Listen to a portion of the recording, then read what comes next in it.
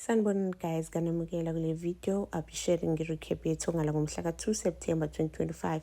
So Banele lo abacabanga ukuthi uSanele uzama ukufikisa le simo esenzekile sokuthi kube nokudubulana lapha emcimbini kugcina sekushona uNkosinathi.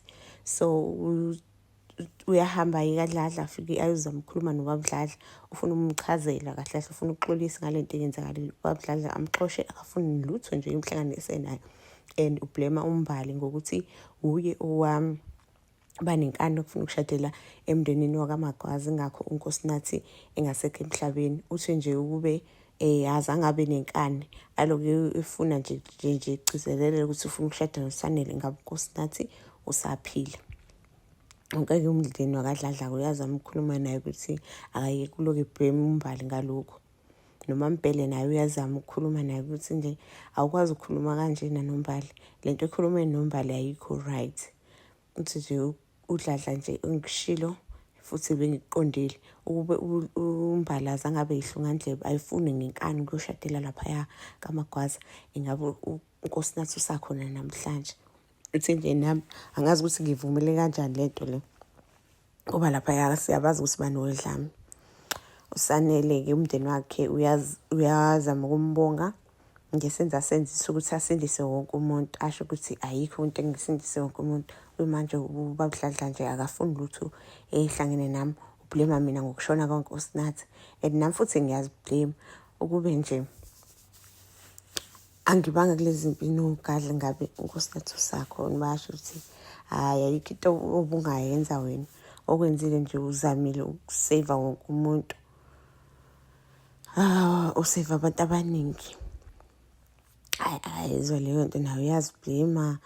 Ucabanga uMbali ukuthi uMbali uzizwa kanjani kulesi simo lesi sokushona komfo wabo. uMakhumalo mina uyazama ukumduduza, but nje kungena ngala kuphuma ngala akulungi. Uzama ukukhuluma nomngani wakhe yambuza ukuthi hawu, yazi nje bengicabange nje ukuthi uSanele angakusindisa nje, kodwa siyabonga-ke ngokuthi akusindise ekufeni. Ambuza ingubo yakho, siyazi nje iphi ingubo yakho, ngabe nje sivuka eThailand emshadweni wakho. Athi nje uzama ilapha ku-dustbin leyo ngoba ngilahlile. Hawu, usungazilahle ingubo enhle kanje. Athi nje yabo nje into enogadla ngifuni lutho naye. Uthi hawu, kanti iqiniso ngempela mngani ukuthi ubuzama ukuzibulala. Uthi nje uzama ngincamela ukufa kunokuthi ngishade nogadla mina.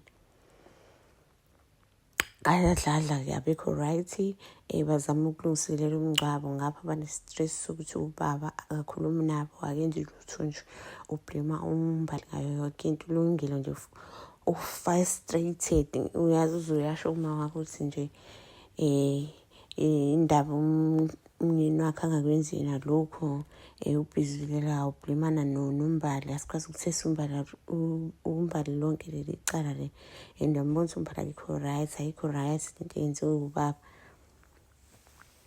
uNtanzi uyazama ukuyokhuluma noZama, azama ukuxolisa. uZama nje uyamayeza, akamphenduli nje umphendulile. Wathi nje ifoni yami iphelele ibhetri, suma wahamba ngotshaja ifoni, amshiye mina njalo uNtanzi esathi uyazama ukuthi akhulume naye. uMbali ahamba ayobona uSanele lapha e-ofisi,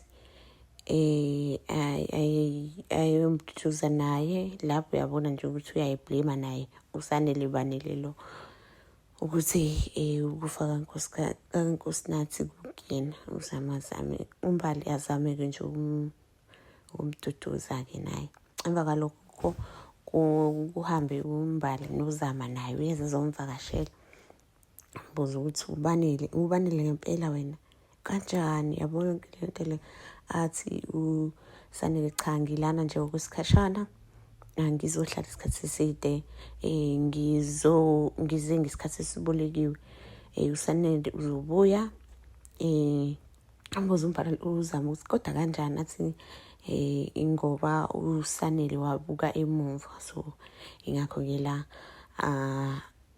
athi uZama ubuyile mina. Athi hayi cha, ngizoxazulula yonke le nqisho le.